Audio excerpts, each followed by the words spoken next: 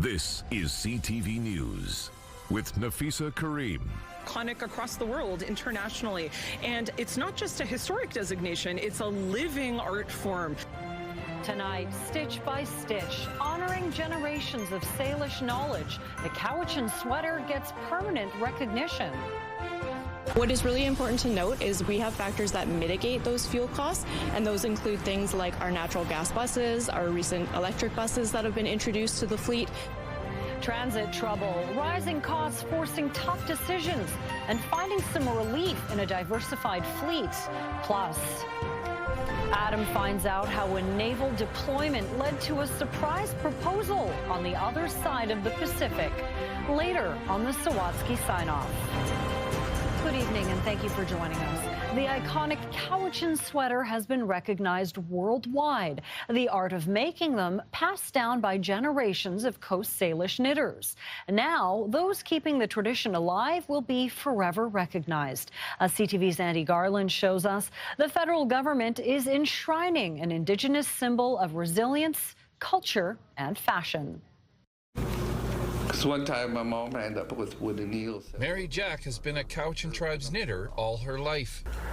About 60 years. The handmade skill has been passed down for generations. About 3 or 4 greats before Grandma. When she was a teenager, her stepfather taught her how to knit the iconic Cowichan sweater. And he was the knitter. He's the one that showed me to do the sweaters. Stitch by stitch, taking weeks to make, Mary has knitted countless sweaters with her signature designs to people all over the world. I got a lot of orders for Florida, California, and Hawaii, and I end up shipping out to. Today in Duncan, Cowichan tribes, along with Parks Canada and the city, revealed a plaque honoring the Coast Salish knitters and the Cowichan sweater, which has national historic significance since 2011. And it's iconic across the world internationally. And it's not just a historic designation, it's a living art form that survives and flourishes to this day. The plaque, which includes Hulkaminam, English and French translations, also features artwork from Coast Salish artist Stuart Pagadawan that depicts a Cowichan sweater and the woolly dog that once provided fiber for Coast Salish knitters. Important to not only tell the more modern story, but tell Cowichan's more ancient story of a woolly dog that existed well before pre-contact. For Mary, she believes the ones before her who kept this tradition alive for generations should be the ones to thank. Thank you for all recognizing me for this, and I thank God for my mom. You know, she had the patience to teach me, and all the other relatives. And Mary, along with others, has continued that tradition by teaching the next generation what goes into making these historically significant sweaters. To teach you your patience and the love for the person that's going to be wearing your sweater. Andy Garland, CTV News, Cowichan Tribes. BC Transit says it is feeling the impact of the rising cost of fuel. Every 10-cent per litre increase in the cost of diesel translates into an extra $800,000 in costs for the transit agency. BC Transit says it is closely monitoring the situation and that it does have a fund it can pull from for situations like rising fuel costs. Transit says it doesn't need to dip into that fund right now, saying its diversified fleet of buses is helping to alleviate some of those added costs. What is really important to note is we have factors that mitigate those fuel costs, and those include things like our natural gas buses, our recent electric buses that have been introduced to the fleet. Those go a long way in mitigating those costs. So in Victoria, we currently have 25 electric buses that are operating in the system, and we're really excited that we expect to have approximately 80 throughout the province by the end of this year. BC Transit says it is currently reviewing the phasing and scope of a few of its major projects, including the new Saanich Transit Centre near Uptown Mall, which could adjust the completion date for the project. West Shore RCMP have arrested 2 people in connection to that gold jewelry scam that was making the rounds on the South Island. You may recall the story from February of people being approached in parking lots in the West Shore, with individuals claiming that they've run out of money for gas or food. The victims of the scam would be offered gold jewelry in exchange for cash, but the jewelry was fake. Mounties say after an extensive investigation, they identified and arrested 2 people in relation to the fraud. The suspects are identified as a 45-year-old woman and a 45-year-old man, both residents of Ontario. We had at least 9 different incidents reported since January. We can't say that they're all connected by the same suspects. However, the suspects that we did get were identified in at least one of the 9 scams that was ongoing. And in several of the cases, there were actually children that were in the suspect's vehicle, and those children were being portrayed as, basically being used to gain the sympathies of the victims. RCMP add even though these 2 suspects have been arrested, investigators believe there are more than 2 people committing this type of gold jewelry fraud in the West Shore. A pair of sisters on the North Island are renewing their call for help in finding their brother who went missing 6 years ago. Michael Gazettis left his Courtenay home the morning of January 31st, 2020 and was never seen again. His family and police believe he may have headed out for a drive on logging roads in an area he was familiar with. Despite an extensive search, Gazettis and his truck, a red Ford Ranger pickup, were never found. His sisters say it has been tough not knowing what happened to their older brother. Just to have that yearly reminder that this is when our brother disappeared and we still don't know what happened to him. So every year gets a little difficult. It would be really nice to know this in my lifetime, what happened to my brother, what happened to our brother. But, you know, I mean, the main concrete thing we know is that he left and he didn't come back, right? And some days I can sit with that and be okay with that, and some days I just really want to know what happened. They hope with new people exploring the backcountry years later, they may uncover a clue. Meanwhile, police say natural landscapes change over time and shifting vegetation may reveal areas that were previously obscured. Anyone with information is asked to contact Comox Valley RCMP. Around 100 people gathered in downtown Victoria today to remember loved ones lost over the past few months. Those who died were members of the street community. As CTV's Anna McMillan shows us, support workers say there's been an uptick in deaths, and a city councillor wants the losses to be investigated. In the basement of a downtown Victoria church, support workers are setting up chairs soon to be filled by dozens of people in mourning. You'll hear today people's stories and the impacts on them as how loved these folks were in the community. Caseworker Ashley Spears says she's aware of 18 members of the street community who've died since the end of November. Which is an unprecedented amount of losses in such a short time. As loved ones grieve, the BC Coroner Service says it's likely many of the death investigations are still open. It couldn't confirm whether the number of recent deaths in the street community is an anomaly. The coroner's latest data is from 2023, when 114 unhoused people died in the Island Health Region. We need to see their humanity and really see them as people, not as numbers. Last week, Victoria City Councillor Krista Loughton brought forward a motion to mitigate the mortality rate. She wants the panel of local leaders who helped develop the city's community safety plan to explore why this is happening and what can be done. If this was happening in any other subsection of the population, what wouldn't we do? The motion passed, so Loughton says the panel's probe could begin soon. Too many people are passing away unnecessarily, and the government and leaders need to get on this. In recent weeks, Victoria and other parts of Vancouver Island have been under drug poisoning advisories. Spears says it's likely many of the recent deaths are the result of a toxic supply. It's also from oppression and displacement and sweeps, which take folks' survival items and stuff. Folks alone in corners or not having a tent or sleeping bag, and it all makes them just more vulnerable to having those kind of outcomes. Sean Douglas is remembering his friend Cameron Bruce, who he says died of medical complications. He would have given his shirt off his back at any given time, sick or not. That's what drew me to him in the first place, was his kind energy and his loyalty as a friend. In this room today, there are repeated requests for supports long called for, including increased access to shelter, housing, and overdose prevention sites. The hope is that these memorials, which started in January, won't be necessary going forward. We hope for a time when we can have one, and it's not from somebody passing, it's just a communal space, and we haven't lost someone that month, but we're not there yet. Anna McMillan, CTV News, Victoria. It has been 15 years since the last commuter train ran along the Island Rail corridor. Now a group says it's time to move on and reimagine that thoroughfare as a world-class transportation network. Friends of Rails to Trails says it's evident that commuter rail will not return to Vancouver Island anytime soon, as the expense to remediate the deteriorated track is far too much and a business case doesn't exist for the service. The group says the nearly 300-kilometer line would be better utilized as a hiking and cycling trail, attracting tourists from around the world as well as here at home. A feasibility study by the group estimates 1 million people would access the trail each year, generating roughly $90 million per year for communities along the corridor. From a human health, mental and physical well-being perspective, it makes the world of sense. From an economic impact perspective, it makes the world of sense.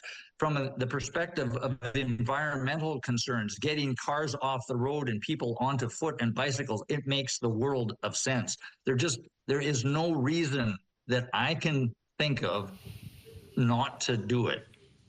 This Saturday, the group will hold an information event at Goldstream Bikes in Langford between 11 a.m. and 1 p.m., explaining the benefits of transitioning the derelict line into an active transportation route.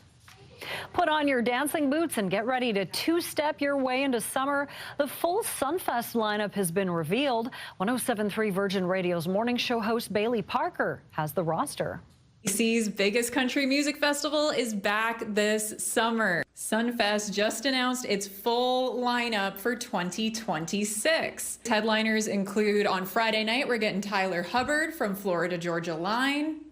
John Party is going to be the headliner for Saturday night, and Riley Green is going to be wrapping things up on Sunday night. Tickets are already on sale through the Sunfest website if you want to get your hands on them. They've also announced a couple new features. We've got new glamping options and premium seating areas. Sunfest is going to be back at Laketown Ranch July 30th to August 2nd. We'll see you there. 11 degrees, looking gray out there. Josh will be back after the break with the full forecast.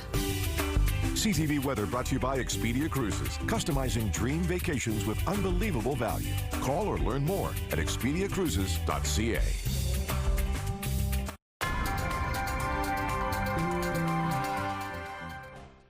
Time for weather now, and Josh, we are sick of this Pineapple Express, so please tell us there's hope for the weekend. Bit of a change in the weather pattern, Nafisa. We get some drier, sunnier weather on the way for the start of spring equinox tomorrow. At least that's the case in Victoria. We'll get to the rest of the island in a moment. Still dealing with a rainfall warning for one last night here. I think after tonight, we should see this finally ended. Heaviest of the rain is going to be south of Tofino and then down around the Port Renfrew area. As we take you through the overnight period and into tomorrow morning, you can see this little bullseye here. Tofino does pick up a good 20, 25 millimeters worth of rain, though, and then through the course of the day Saturday, that does kind of blossom, or through the course of the day Friday, that does kind of blossom a little bit south of Port Alberni and down towards Port Renfrew. So here's this first wave that goes through and gives you that 20 to 25 in Tofino. There's the heavier pocket a little further south, and you notice how those yellows and oranges drop down towards Port Renfrew overnight and into the early morning hours. We'll still have some showers or periods of rain early in the morning in Victoria. That should clear out by mid-morning, I think, at the latest. And look at that. There's some sunshine tomorrow. And it actually looks like maybe a few clouds in the morning Saturday, but sunny skies in the afternoon. Further north, there'll be some precipitation on Saturday. And that little pocket right there may roll through the Victoria area Saturday evening. Daytime hours, though, Saturday, Sunday. Looks nice, mild, and fairly sunny. Periods of rain tomorrow in the north, high of 7. Saturday, some rain, especially in the afternoon. And again, Sunday, the best chance for rain will be through the afternoon hours. Temperatures a couple degrees cooler than average. 10 is the average daytime high. Should be in the 6 or 7 degree range for the next 5 days. A little warmer for inland areas. Port Alberni and region up to about 12 or 13. Rain ending in the morning, clearing in the afternoon. Saturday, mixed sun and cloud, high of about 8. Could see some showers, though, late afternoon, early evening, and then mostly cloudy and 7 on Sunday before temperatures get back to double digits Monday, Tuesday. Out on the west coast, heavy rain overnight tonight. That'll taper off mid to late morning. Some clearing in the afternoon, high of 10. Saturday, Sunday, 8 or 9 for daytime highs. And there is a chance of some afternoon rain on Saturday, but I think most of Saturday, Sunday should be fairly dry. 14 in Comox, mixed sun and cloud, high of, as we said, 14. Chance of showers later in the day. Could see some evening showers on Saturday. Mixed sun and cloud, highs of 9 or 10 through the weekend. Nanaimo, highs of 10 for Saturday, Sunday. Tomorrow, though, with the rain tapering off in the morning, sunny breaks and 13 in the afternoon. And here in Victoria, 10 degrees in the morning, 15 in the afternoon. Some rain tonight and into early tomorrow morning, then clearing in the afternoon. 11 degrees and sunshine Saturday with that chance of a shower in the evening, and then partly cloudy and 10 on Sunday. So not bad temperatures, 10 to 15 degree range for daytime highs through the first 5 days of spring. CTV Weather is brought to you by Expedia Cruises for air, land, and sea vacations. Thanks, Josh. Well, for Canadians trying to escape a never-ending winter with a trip down south, it's been an unusual year. Global instability has meant fewer options and sky-high prices. CTV's Judy Trin reports on how travelers are adjusting. Your luggage is taken care of. This retired couple is booking their flight to Asia and their cruise a year in advance. Japan and then Southeast Asia. And we're really looking forward to Japan. But buying tickets early is already costing more than expected. Prices go up 20-30% on flights for the summer, so people are starting to plan a little earlier and really hoping that they capture those savings before the prices go up even more. The war in the Middle East is driving up the price of jet fuel. The average weekly price has climbed to $175 US a barrel, compared to $99 the week before the war on Iran began. Air Canada, WestJet, and Air Transat have already increased their fares. Other international airlines have tacked on fuel surcharges or reduced their routes. From the Middle East to the Caribbean, it has been a tumultuous travel season. Power outages and food shortages in Cuba forced airlines to suspend flights. Cartel violence in Mexico's Puerto Vallarta scared away some travelers, including these women who paid $500 more for their vacation package in the Dominican Republic. When they didn't have gas and power, that's when it went up, but not for Cuba because we couldn't go. Yep. And then that's why we're going to Punta Cana. Even we wanted to go to Mexico. Despite global conflicts, some travelers remain determined to see the world. We're at a point in our lives where either do it now or never. The low Canadian dollar is also having an impact. The loonie is currently hovering at about 73 cents US, where it's been stuck for the past 3 years, leading Canadians to choose destinations where their money goes further. Judy Trin, CTV News, Ottawa. Coming up, proposal surprise. Adam finds out how a local couple's high school refusal led to an international proposal. Next on the Sawatsky Sign-Off.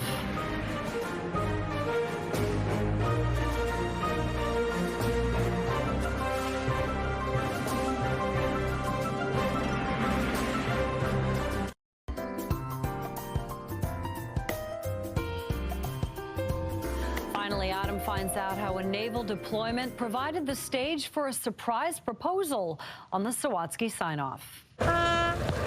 This is the story of how a ship departed with something meaningful on board, but arrived months later with that item unexpectedly on shore.